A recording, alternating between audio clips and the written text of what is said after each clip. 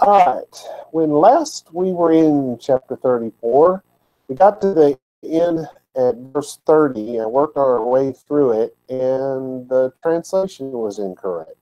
Part of, I think, 31 somehow wound up in 30. I don't know how that happened. So I'm going to start over at 30 this time, try to get it right. Translation has been corrected, and we'll see if we can work our way through the end of this chapter today. So we're going to begin with Shemot 34:30. That's Exodus. Literally in English, it would say, and he saw Aharon, so Aaron saw, and all children Yisrael, and all the children of Israel, Moshe, he saw Moshe, Moses, and behold, shined skin, faces his, so the skin of his face shined, and feared they from drawing near to him. They were scared to get anyone close to him. So it's Vayar, and he said to, or saw, not said, and he saw her.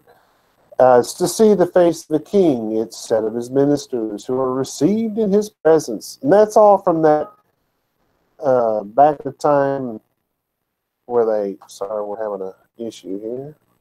Okay. Back in the time when you had kings with the little scepter, when they came in, if the king moved it one way, you were taken out and killed. If you moved it the other way, you were entered, you could enter into his presence. That's just an that comes from that time period, the idea behind it.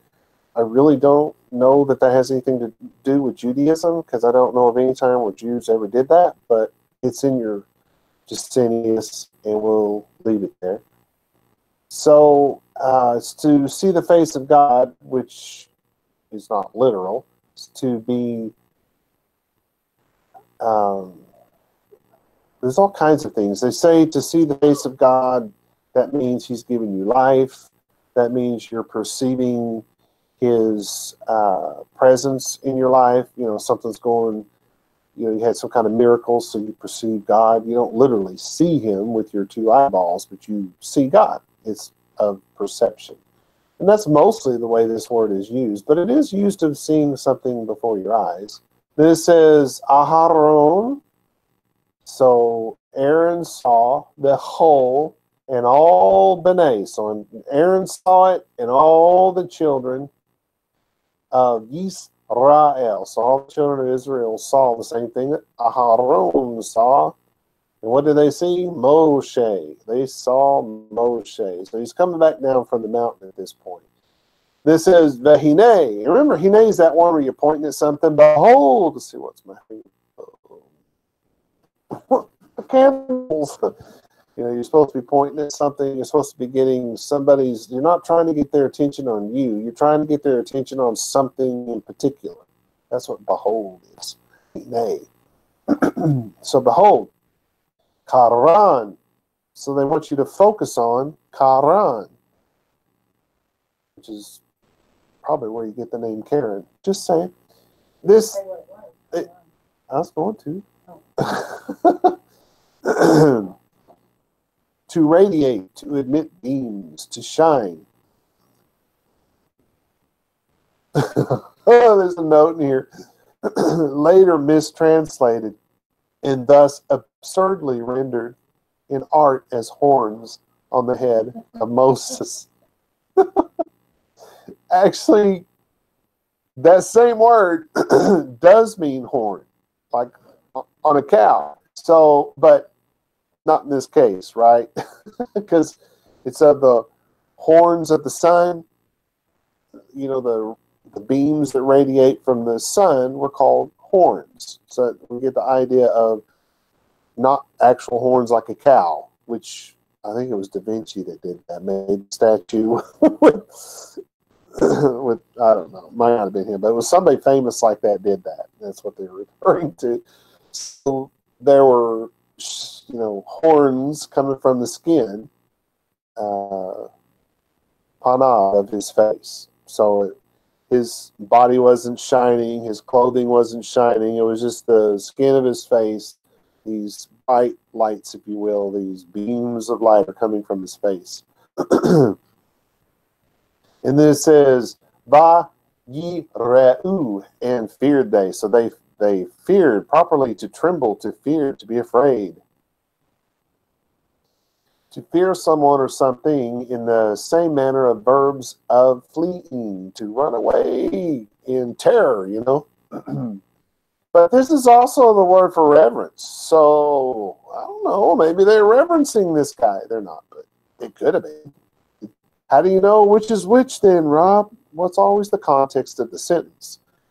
Plus whatever follows it helps you. And the next verse will help us. So then we have mi geshet, from drawing near, to draw near. So they are afraid to draw near to him. They were afraid to get anywhere close to him. They were afraid to approach him. Elav, him. So your translation is, and Aharon and the children of Yisrael saw Moshe. Behold, his skin shined, and they were afraid to draw near to him. Hey, we're behind you, Moshe. Way flipping behind you today. Yeah, they were scared. All right, so now we get to 31.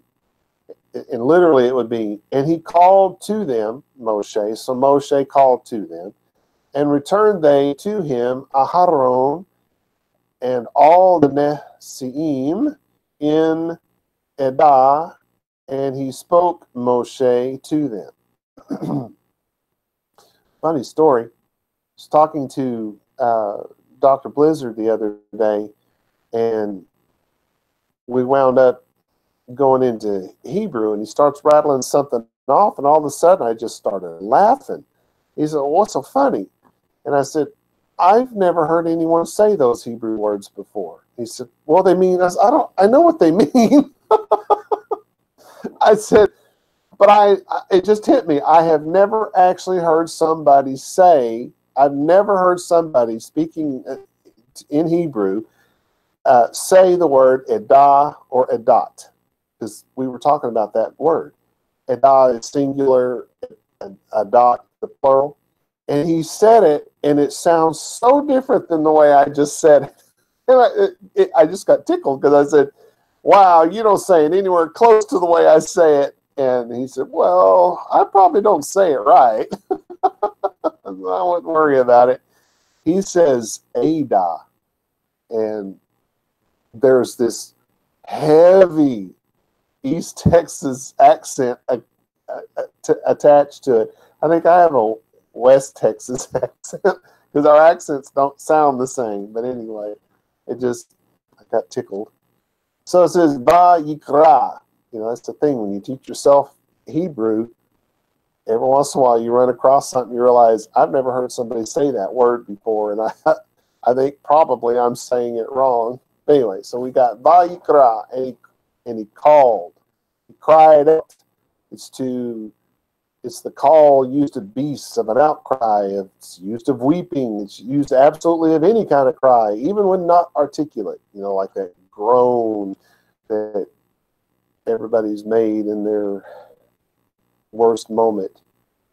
To call upon someone, to call out to someone. You get the idea. Alehem, to them. So he's calling out to them. Who? Moshe, of course. Va Ishivu.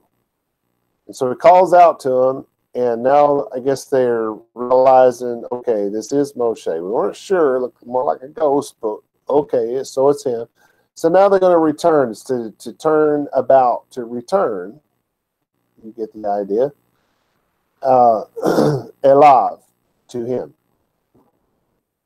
Aharon, vechol, which is and all.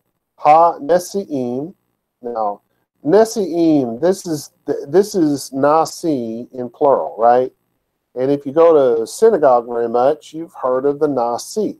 The Nasi is what they call the prince, or the president of the synagogue, and they're tasked with overseeing the way everything is done. I mean, they decide how. Well, in some cases, they decide how the service is going to go. We're going to start with music. We're going to start with liturgy. Are we going to have music, not music? What kind of music? Just a piano, maybe a band. You know, they decide all of that and the order of it, and the flow of it. Sometimes they teach, but I've never actually known of one that did. But I know that it's okay because, as you guys learned last week, every once in a while the rabbi don't show up, gets sick. But anyway, that would be a really good candidate for sitting in, since he's obviously a rabbi if he's the head of a synagogue. But anyway, this is who we're talking about. So it's obviously that's the head of the tribes. And these are names used for the prince, the general name used both of kings and also of leaders of particular tribes, right? Then it says Ba Edah. So these are the presidents or the princes of what we now call synagogue. It's an appointed meeting, an assembly, the congregation of the Hebrews. It's of a private domestic meeting. So you get the idea. It's the way Christians use the word church. You know, it's like, oh, our building burned down. Well, the church is still here because the people are the church, right? But you call the building the church. Well, Edah is the same way. The place where you meet is called the Edah, but the grouping of the people are the actual Edah. It's exactly the same thing, which is probably why they chose to use the word church in place of Edah. I'm just throwing that out there. Then it says, Va'yet daber, and he spoke. It's just setting in a row, ranging in order to lead, to guide, especially to lead flocks or herds to pasture. You know, that's why they talk about the shepherd, you know, the rabbi being the shepherd and his congregants being the sheep, right? It's the same thing. Of course, and who did that? Moshe. You know, you always tell everybody what he did, and then you tell them who did it, right? Because this is Hebrew, and they're doing it in the proper order. When you speak English, it's all backwards. Yeah, we're backwards, not everybody else. We're right, and the whole rest of the world is wrong. Then it says, Alehem, to them. So he's ranging these words in a row. He's putting them in order. He's trying to make sure they understand it. So here's what it says. And Moshe called to them, and they returned to him, Aharon and the Nesi'im in the Edah, and spoke to them. So they're either in a synagogue, which is not possible, wrong time period for that, or basically everybody's all gathered together, and that's the Edah, the group of people. All right, then 32 literally would be, and after so, all by itself, draw near they, Baal, and he charged them, all that spoken, Yahweh, with. So we have Ba Achare, which is and after, to be behind, to be the hinder part. So it can be behind, it can be one after another, which puts you behind if you're after the other. So it's kind of, that's how it works for both. This is chen, which is the word so for us, or thus, could be thus. Draw near they. To draw near, to approach to any person or thing, especially to come near to another person. It's of the, use the priest drew near to the altar.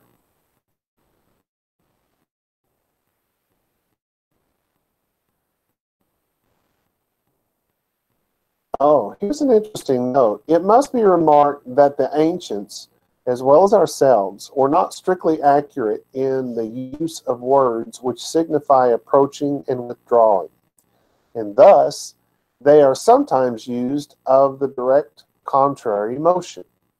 Well, here's why.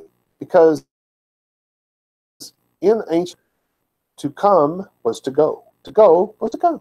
Wherever you go, there you go. And wherever you come, there you came. it's also confusing, right?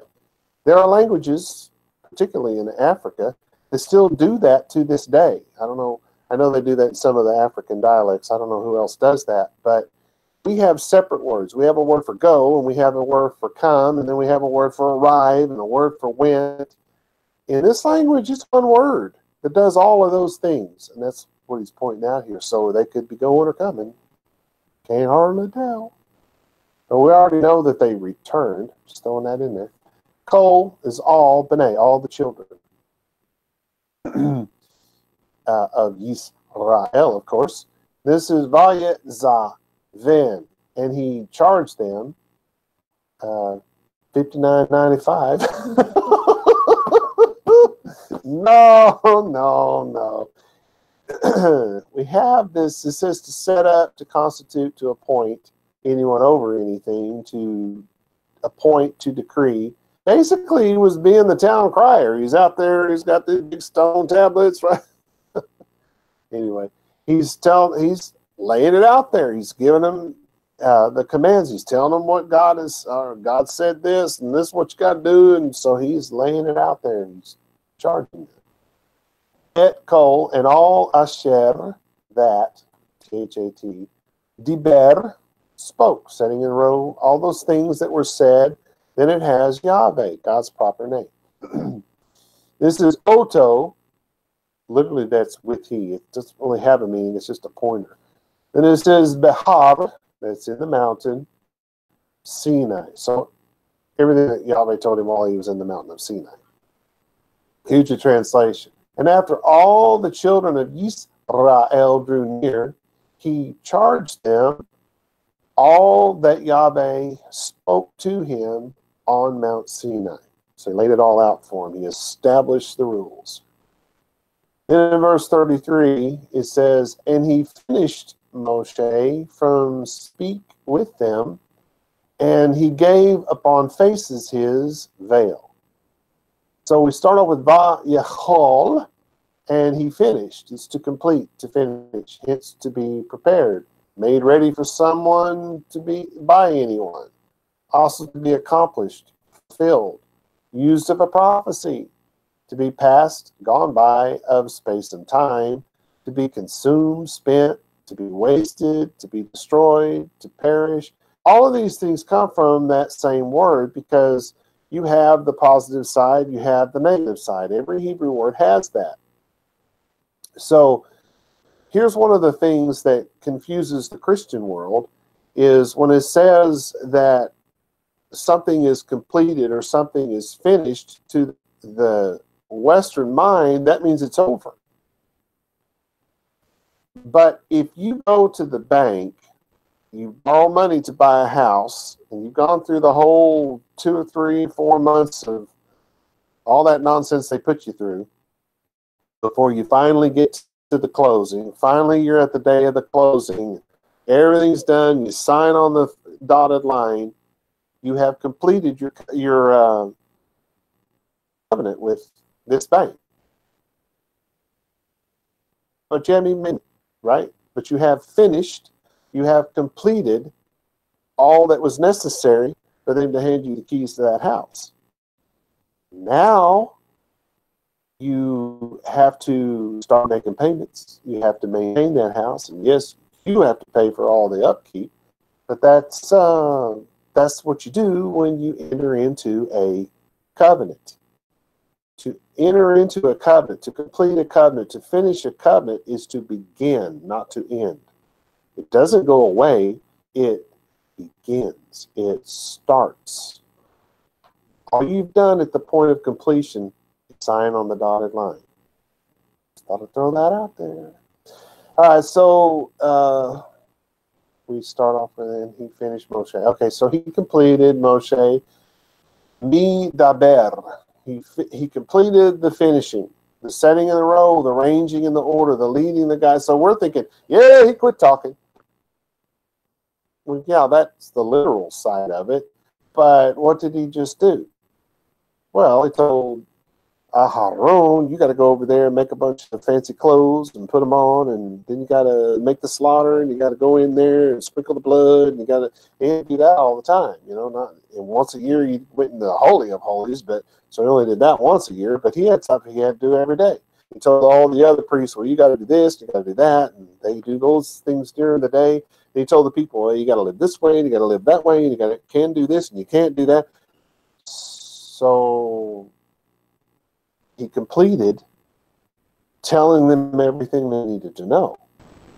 That wasn't to mean that the conversation is over. That actually means the conversation just began. See how it works a little different in Hebrew? This is itam. So he completed the words with them. Ayitin, and he gave. It's from Natan, Nathan is where we get that word. It's to give, to cause to receive. But if you cause someone to receive something, what have you done? You've placed something in their hand. So if you happen to have an actual boatload of money that I was once offered, the mistake he made when he said he was going to give me a boatload was he didn't place it in my hand. You guys know this story. This guy actually had this camera case thing. He opened it up, and it was just stuffed with money. And he called it a boatload of money. I think he told us it was 20 grand in there that he'd been saving up. And he was going to donate that to the ministry. We never saw him again. And I think we got stuck with the bill that night, didn't we? We were out at dinner. I think we had to pay for it, too. But he didn't place it in my hand. He didn't cause me to receive it.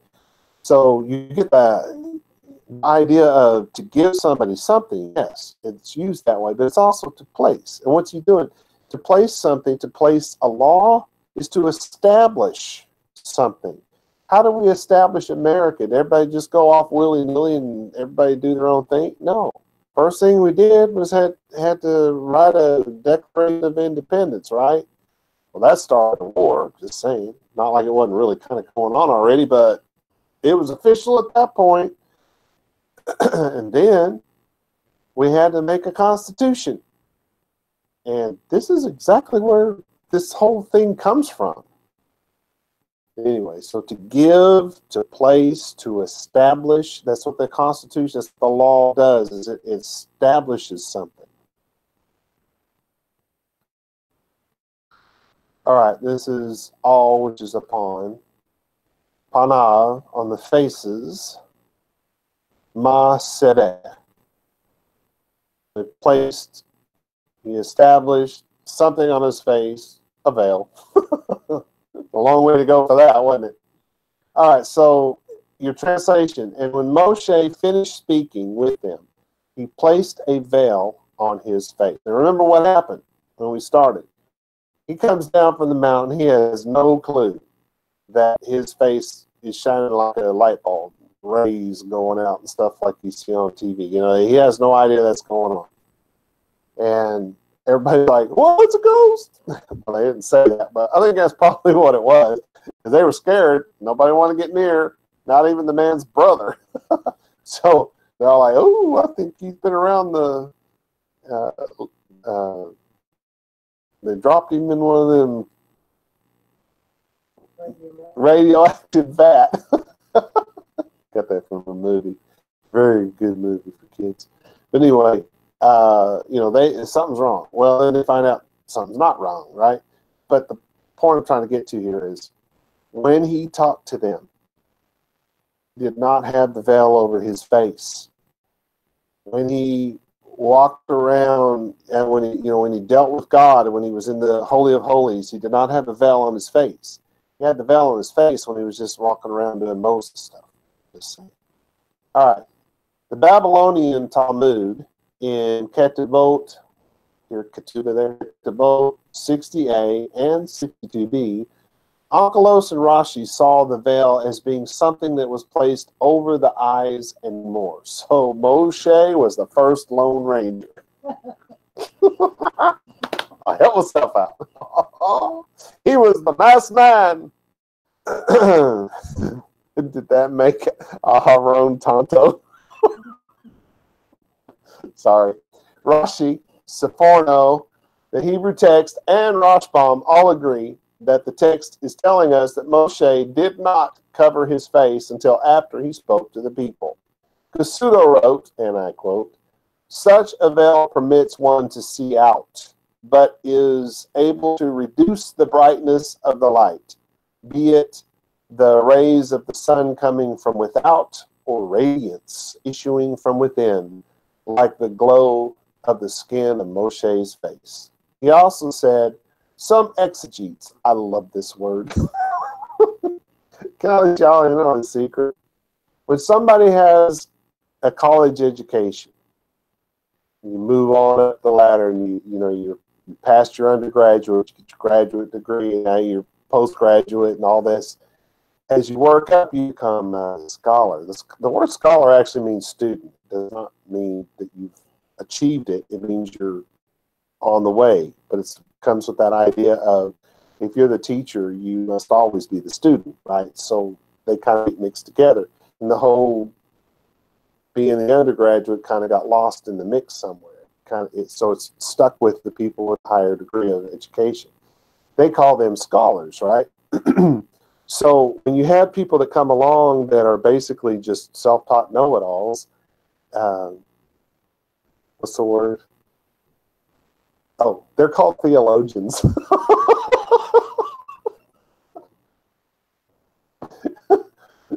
I had a medical doctor. She was putting me down, actually. But she introduced me as a philosopher. So, thanks. I didn't say a word to her, but that's what she was doing. Trying to put me in my place. She was the real doctor because she was a medical doctor. I was a philosopher. Anyway, back to exegetes. Kasuto is the first person I've ever read that used this term. I mean, maybe I've seen it before, but it's not hit me the way Kasuto does because he uses it so much. But he's basically putting a dig in there against the scholars. It's like, hey, you're supposed to be smarter than that. Maybe I should call you a theologian. He also said, and I quote, some exegetes have regarded Moses' veil, which in Hebrew is masveh, as a kind of mask, such as the priests of certain primitive peoples are accustomed to put on their faces during the performance of their ritual. So you see why he's saying maybe we should call you a theologian, but he uses the word exegete.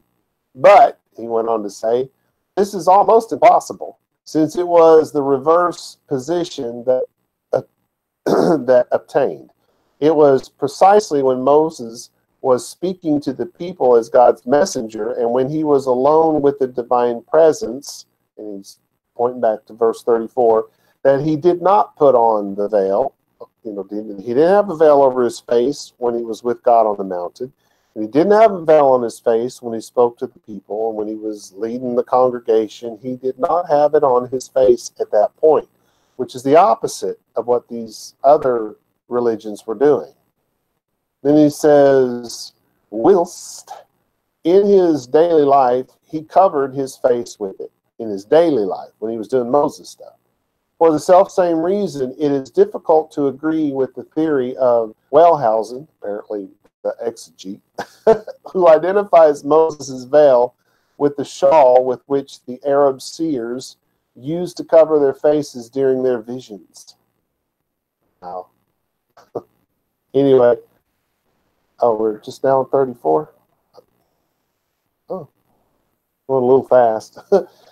Anyway, literally it says, and when go Moshe to faces, Yahweh to speak with he removed the veil to go out and he go out and spoke to children Yisrael that he was commanded. Honestly, it sounds like it just contradicted itself, but we're going to figure this out. U-vebo.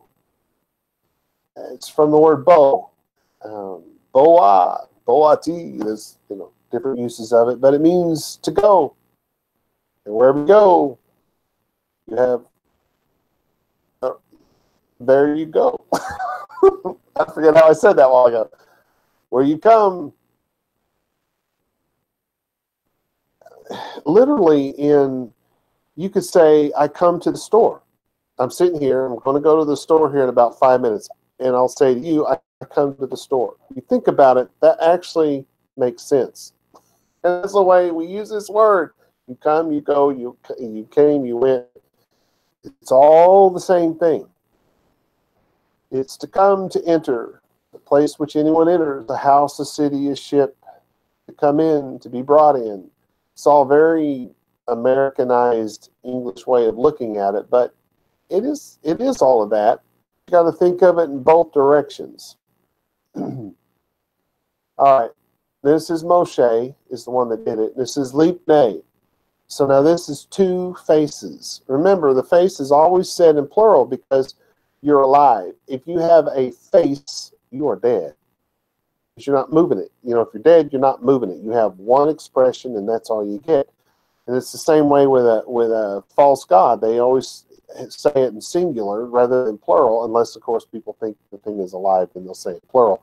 But people who don't believe it's alive don't generally say it in plural if they understand it correctly.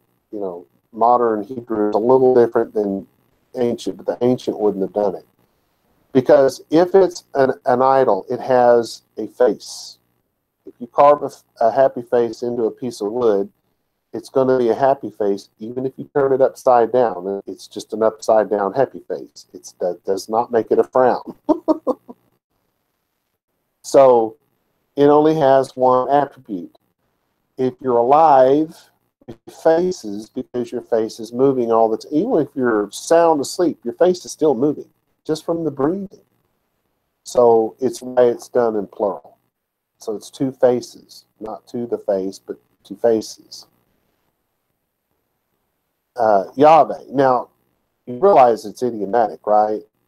It literally, you think of it as, okay, Moshe was over there face to face with God. Well, not exactly. He was in the presence of God. If you're in the presence of somebody, you pretty much should be facing them, right? I mean, it doesn't mean you will. Doesn't mean you have to. I'm in the presence of my wife right now, and I'm looking at you guys instead of her. But in the Hebrew world, if you were in somebody's presence, you were face to face. So he's in the presence of God. Then it says, Le daber.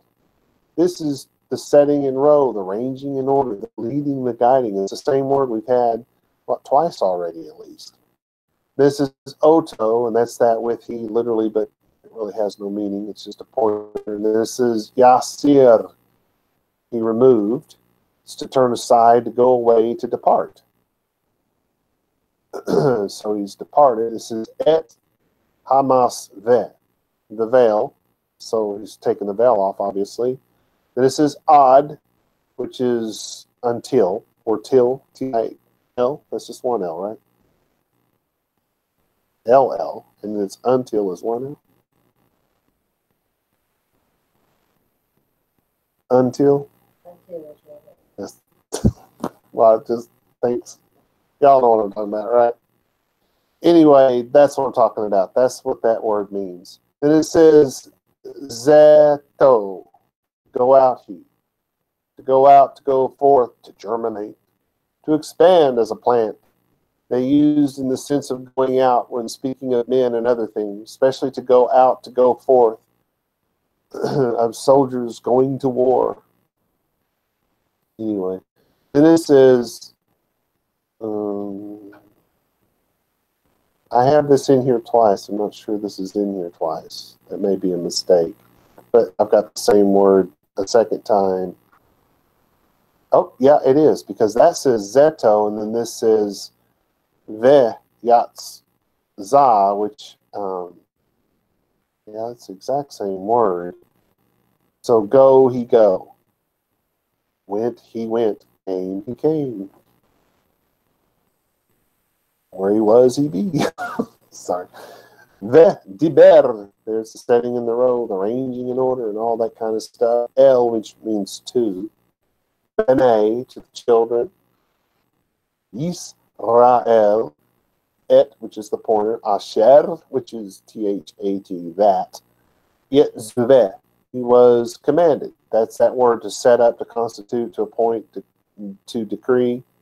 All right, so then your translation is, and when Moshe went before Yahweh, when he was in the presence of Yahweh, to speak with him, he removed the veil. So he's removed the veil when he's in front of the people, and he removes the veil when he's in front of God, until he went out. And when he went out, he spoke to the children of Yisrael, that which he was commanded. So it sounds like a contradiction, but you understand this is the Hebrew language. This is not the English language. In English, this is a contradiction. In Hebrew, it's not. It's a sum up of what we just were told. We were told that he was in the presence of God and he did not have a veil. He didn't even know his face was shining. He comes out of the presence of God. He speaks with the people. There's nothing over his face. So then he puts this thing over his face because he's realized something because of the way they reacted to him. We don't get any details here. Maybe we'll get it somewhere else, but not here. And so we know that he puts a veil on when he's doing Moses things. And that was the point of the last verse.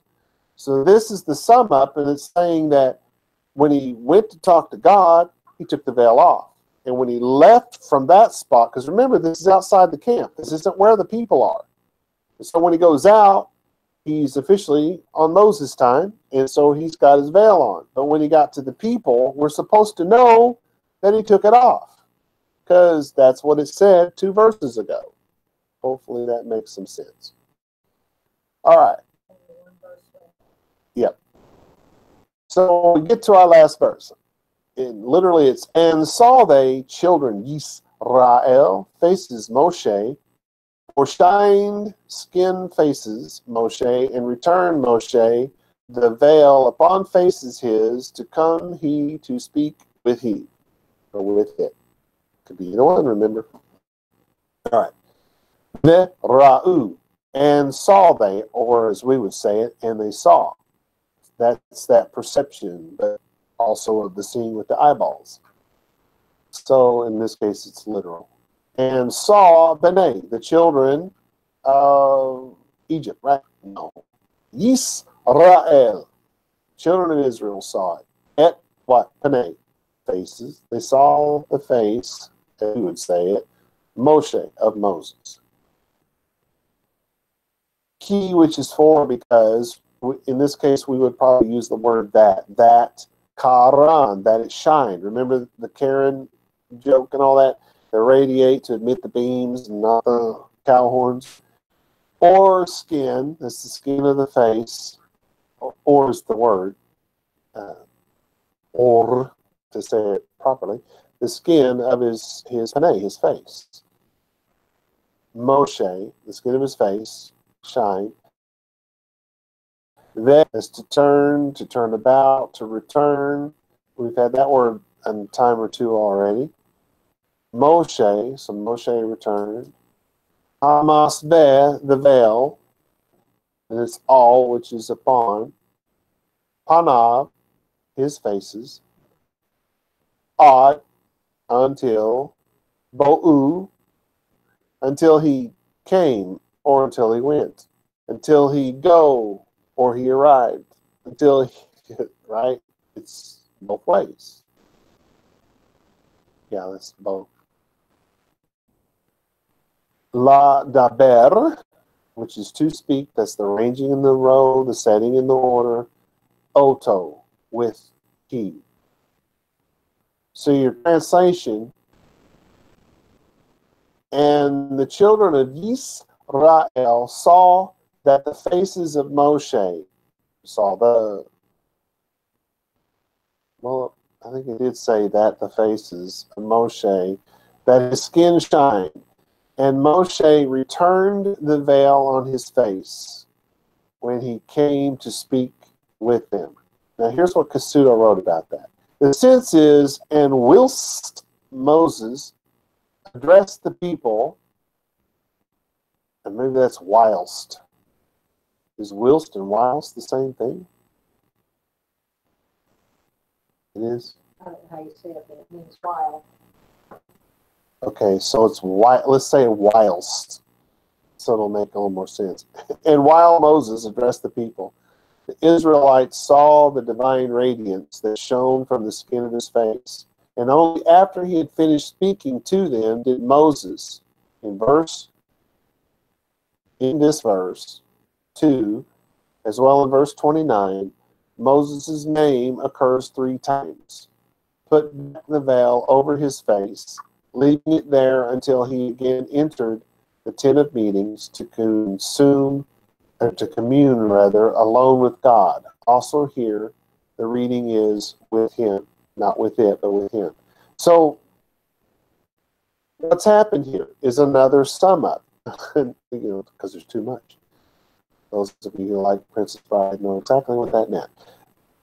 They're not telling you that Moshe this time around came and talked to them with the thing over his face, because it's not a separate event. It's the same event. And they've already told you that he spoke to them with it off of his face. He put it on afterwards.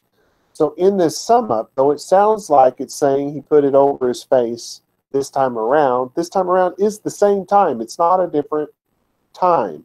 And you have to make it a different time for it to be a contradiction, which is why in Hebrew, since it's the same time, you've already been told the information, they don't have to say it again. It's much like I tell, say everybody that's listening in today is sitting in my living room. We've had this conversation. Now, when it's time to go, I say, I bid you all adieu and say, when you leave, hop in your car and go home. Now, that's all I need to say to you, because obviously you knew how to drive the car and knew what to do with the car because you got here in it, right? If you're at my house, you must have driven a car. Or maybe you rode a horse, I don't know. But it's a long way. So the point is, I don't have to tell you to pull the little handle thingy out, pull the door towards you, but don't hit yourself with it. Move around, slip into the seat, get your feet inside before you pull the door shut, put your seatbelt on, put your key in the ignition, turn it to the right, and the car fires up, let it go so that you don't ruin the starter. I don't have to tell you all that stuff, right? That's what's happening here. The sum up does not have to cover every little thing.